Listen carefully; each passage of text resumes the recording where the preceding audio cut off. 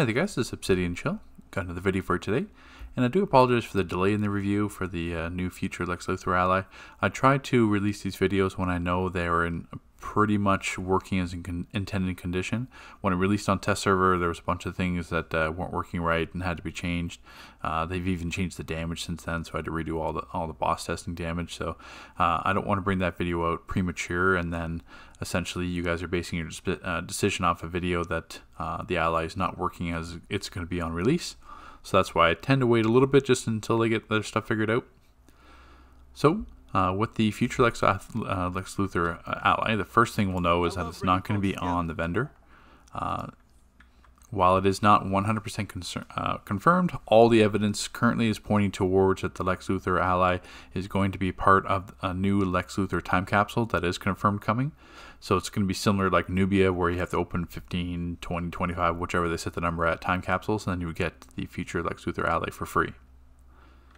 So taking a look at the ally, we have three abilities. We have Brainiac Field, creates a damage dealing sphere that lasts 6 seconds, does bonus damage to bosses and reduces the movement speed of non-bosses.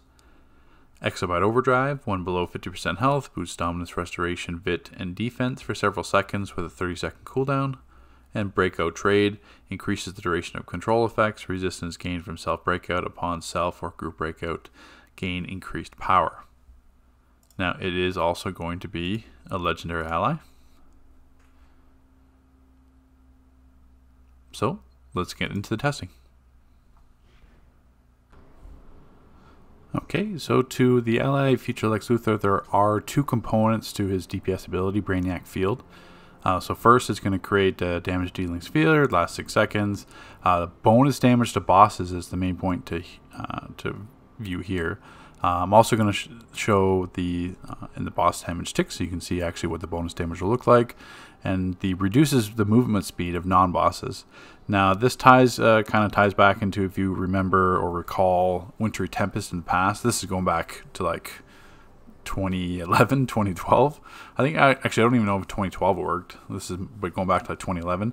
So Wintry Tempest from Ice was a slow field. You saw it all the time in FOSS 2. You could slow down like the Sunstone Sentries that walk towards the crystal after the bridge fight. You could pop Tempest and it would slowly walk them through that field. And then just it never worked after that, or they changed it at some point. I can't remember. But that's going to be the concept here. I'm going to try to show that and why that isn't always going to be the effect, but at least you'll be able to see the damage bonus here.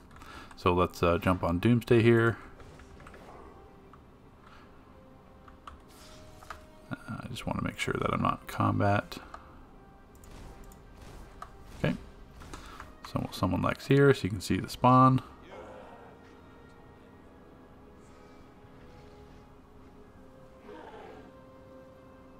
And you'll see like this purple immunity, or you might have seen that. That's just showing that the movement effect does not apply to Doomsday. So if we go to our logs here, we can see here the normal ticks of Doomsday. The 90Ks, 92, 98, 91, 91, 88, 93. That's what you'll see on non-bosses. But that you get this extra bonus tick of the 30K, so 31, 31, 30, 30, 31, 30. Those are the bonus damage to the boss fights. So if we go back to our log, we're looking at roughly about 730 between 740K damage. Now this still puts it, once I show the spreadsheets, you'll see where it kind of ranks. But that's the important thing to remember, is that each tick of boss damage that you get will be accompanied by this bonus damage if used on bosses. So let's hop over and show what the slow field may look like. Okay, we'll show the slowing field example. Let's just gather a group here.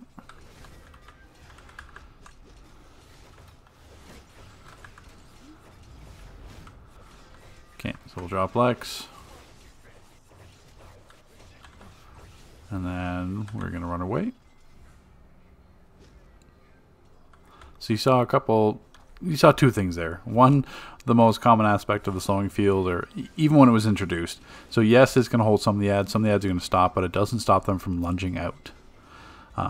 If you're still doing something, ads can easily still lunge out of the slowing field. They always have been able to. That's why you haven't seen too many of these mechanics or these features of powers before. because they can simply just lunge out of it. If they're trying to like follow you or literally just walk after you, then of course, yeah, the slowing field will actually work properly then. But it doesn't stop them from lunging out. If you're getting out of range and they basically just lunge at you to follow up, if you're kiting them essentially, it's not going to stop that. It's basic, and same aspect as well. Say you're gathering ads, Lex can always place the slowing field not on the ad that you targeted. So I mean that's always a possibility as well. So the slowing field, I refer to it more as kind of like a gimmick ability. I mean, yes, it's a feature. There's not too many cases where it's actually going to be helpful, because like I said, any ad can lunge out of the slow field. It doesn't stop them from lunging. But, you know, there may be some situations in raids where it can be helpful. Like I said before, most of the time, I mean, you can still pull them out of the slowing field too. Like, I can drop another example here.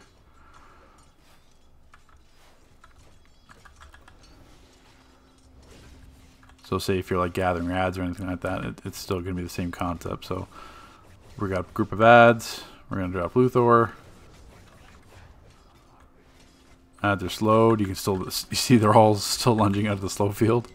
So I mean, really, that didn't have a huge impact. And plus, there's not too many cases where you're going to spawn that slow field and then do nothing as a tank. Like, it's not like a suppression field. They're still going to keep attacking you. So if you're being like dogpiled by ads and some of that, I mean, it doesn't have any effect. It doesn't slow down their weapon attacks. Doesn't slow down their damage. It just literally just slows them as a walking field, which just isn't practical in today's kind of combat. So there may be some uses of it. It's more just kind of like a fun gimmicky ability, like I said.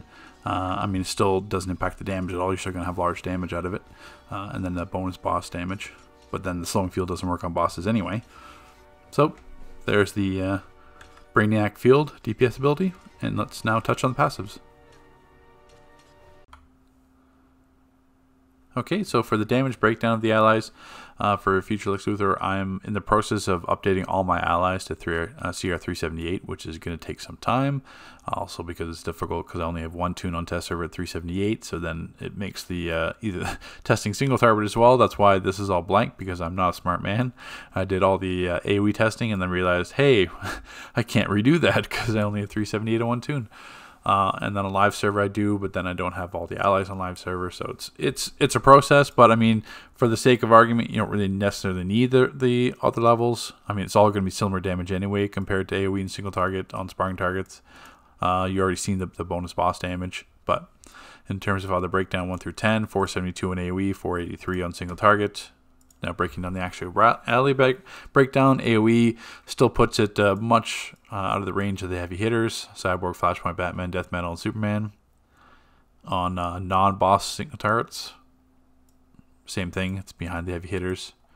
And then when you do the bonus boss damage included, it's still well below House of Legends and Flashpoint Batman because of how their bonus damage works, but at least it is stronger than Death Metal and Superman. So it's still, I mean, in terms of damage, you're not looking for future Lex Luthor or for damage aspect. You're looking at for those that basically that first passive in terms of those bonus stats. That's where the strength comes in. And if you want to use this, I mean, Cyborg is cheap enough that you can always have him for single target damage, and if you're not needing the power pool. And then if you have, say, Superman, if you want to take him for the tank passive, then you have at least a decent ally, as well as the strongest AoE one for damage aspects. So, I mean, you do have yourself covered either way, or have other options available to you. So, let's get into those passives. So, taking a look at future Lex Luthor's first passive ability, Exobyte Overdrive. So, when below 50% health, temporary boost, dominance, restoration, vit, and defense. And if we go back to the breakdown here, at rank 10, it's going to be a 15% stat boost for 15-second duration. So I'm not having any artifacts on that'll impact stats. Don't have fortified assault or blocking on, so I'm looking at defense 160,559, restoration 51,405. Vit's going to be 26,897, and dominance 66,775. And we'll just show you here. I'll just gather up some ads. And once I reach below 50% health, you're going to see kind of like an Exobyte animation above my head.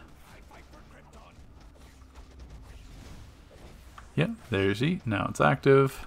Now if we go to the stats, 178 in terms of defense, restoration 57,940, Vit's 30k, and dominance 74,985. And that's a 15-second duration. So basically once that drops, now you see all the stats are back to normal. And basically if I heal myself, in other words that get back to that 50%, we still have that internal cooldown on it, so that's why it's not proccing again.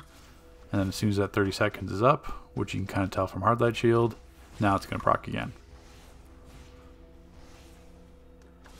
And I'll get those extra bonus stats. So that's essentially how it'll work. 15-second duration with a 30-second internal cooldown, which I mean is still fine. I mean you can either line it up with your hard light shield if you want to know when the 30 seconds is going to be, or just even naturally just in content. To me at the same time, yes, while Vit's not going to really impact you as a tank, but I mean that defense, there's hardly anything that actually buffs defense specifically. There's no artifacts that buff defense. So having something that will increase your defense stat is very handy for a tank. Dominance and restoration is still going to play into most tanks. I mean, it's going to help. It's going to have obviously a huge impact for fire.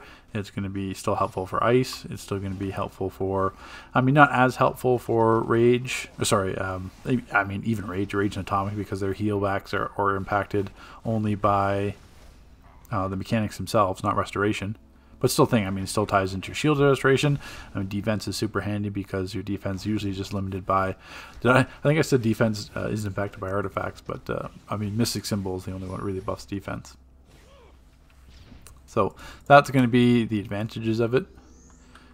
And that, I mean, you don't have to naturally do anything for it to proc. I mean, there's going to be situations where maybe like a boss hits you or something like that, you don't need the 50% health right away at the proc, but it's still going to be super handy. Like if you're in a dog pile of ads, you get below 50% health, which is going to, I mean, as ice, you'll be able to control more when it procs because you're going to have, obviously you're going to have access to shields, where fire, like with rage, it's going to super fluctuate, atomic is going to fluctuate, even as fire, you're going to fluctuate. So, but I mean, at the same time, it just means that you may not be able to necessarily control when it procs as a tank, but I mean, it's still the same time, it's super helpful just to have those stat increases, even for those 15 seconds. That can mean a lot. So if you get below 50%, even if the healer puts you back to 3, back to full, or you get like a Page of Destiny proc, same thing. At least you have those extra added stats for that 15 seconds for when it's needed. And then if you tie that in, if you're talking like another ally to run, then you can still have that Batman Last proc as that card proc, and then be even greater. So you get the extra stats from the card proc when it procs, and then you get the extra stats when you get below 50% health, and then have to wait 30 seconds for it to come back. So this is the passive. Another great comment, a great one for tanks as well. There's the animation too, if you didn't see it again. So really it comes down to more choices for our tank, depending. So you can run like the Batman or Laughs proc for the card proc. You can run this for the extra stats when you drop 50% health, or you can basically run the Superman ally, which will give the group breakout, or not sorry breakout, but the damage reduction shield when you use a group breakout. So the advantage is that when Superman, they're still going to come after me. So the advantage is with Superman, working in a group breakout into your rotation isn't always the easiest thing as a tank. I mean, it's a little bit easier for rage because you can work in ire and it helps you with your rage crash breakout. With ice, it's really easy with shadow restraints. Atomic, it doesn't work that well. Same thing with earth, it doesn't really work that well. And arguably even with fire, it doesn't really work that well. You can do it. It's just that it's not ideal in your rotation because really the only thing you're running with that group breakout for is to having that Superman ally proc. But you could have, you lose access to another shield. Damage reduction is not a shield, it's just damage reduction. So you're taking less damage, but you're still taking damage compared to running an actual shield or a supercharged shield, something like that in your loadout. So it basically now gives players the option. I mean, it's nice. For a while, I mean, tanks had no allies that really helped them. Now we're kind of getting abundance. We have a choice because we can only have 2. So it's either you're going to basically choose what fits your situation. If you want that damage reduction shield for the entire group, because obviously that's pretty handy to have 8 players impacted. Or if you're basically running like a pure survivor build, then basically you can run like the 50% drop in health, and you run the card proc for those chances to get, especially as a fire tank, because then you get to 3 times. You get the heal proc, critting chances, you get the health increase, and then you get the resto increase as fire.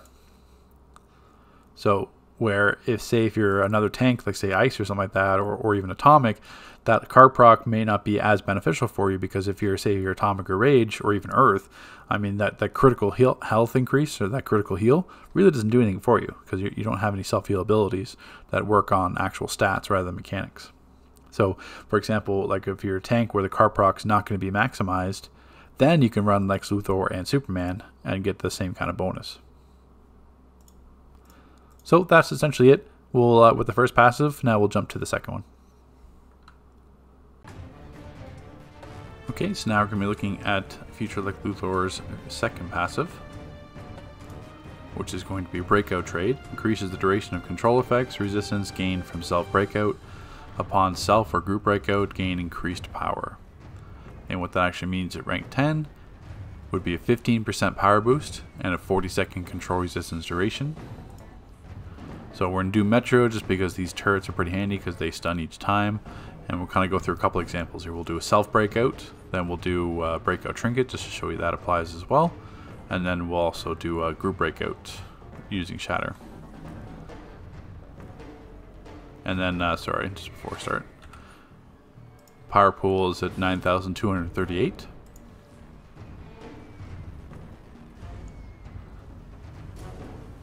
So I'm stunned, I'll break out. What happens now, my power pool goes up to 10,558. So with that power pool increase, and the funny thing as well, I mean, I'll touch on it later, but as you just saw there, let's see, I'm probably going to get stunned again here. So let me just move out of the way here for a moment while I talk. So a couple things there. So one, the power pool 15% duration is going to last for 40 seconds. So you have 40 seconds of 15% power. But when it says power return, that's not like blue ticks. You're not getting actual power back. It just increases the maximum size of your power pool. So that's the main thing to keep in mind here.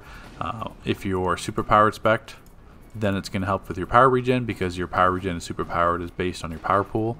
If you're, say, for a tank in this case, because it's more like a tank effect, most tanks are speccing hybrid for the stats because you're not needing super powered.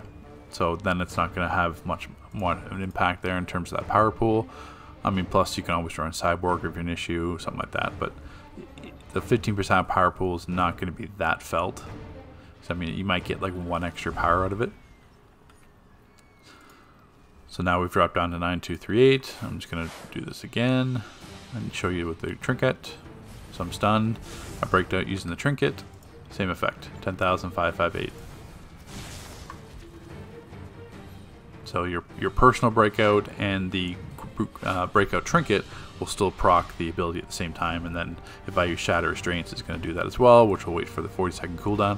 The other thing that you notice there, getting stunned back to back, control resistance in DC is largely a myth. I mean, if anyone's been atomic tanking for a long time, you'll know right away the aura is supposed to give you increased control resistance, but I mean, you're still getting stunned and knocked out your combos just as easy as you were before. I mean, it's the same thing. So people think of it like control resistance equals immunity, or they think that they kind of go hand in hand, where it's not like that. Once the flashing immunity is done, you still technically have increased control resistance, but like, you know, if you've been tanking raids like, say, Gotham City Zoo with the man-bats flapping their wings, you can break out and then be stunned and push back like a second later. Like there's no control resistance. Or if you're atomic tanking, say Crown of Thorns last boss with the ads, you're still getting juggled by the ads. You're still getting stunned by the MCC. It doesn't matter. So when it says 40, like extra 40 seconds of control resistance, all it is basically just adding on this control resistance, because the trinket itself or a self breakout is 20 seconds. Where now breakout trade is giving you 40-second duration, but really it has no impact. So we'll go back here, we'll just do shatter restraints to show it. So I'm stunned, shatter restraints, same aspect. I can use shatter and get the 50% power pool, but at the same time you just saw me just hit shatter and then I was stunned literally like 2 seconds later. So really the 40%, I'm probably gonna get stunned here. I may resist. Nope, still stunned. So control resistance, don't think of it like that. I mean, not every passive ability for tanking or allies is going to be beneficial, but really, you get you do get the 50% power pool, which I mean technically allows you to save off power and maybe not have to use cyborg. But at the same time, the group breakout, personal breakout, this control resistance increase really has no effect. I mean, if an ad is going to stun you, it's going to stun you. Yeah, there might be a few times you resist, but largely it's going to stun you. If it's going to CC you, it's going to CC you. But that is the second passive. Thanks for watching.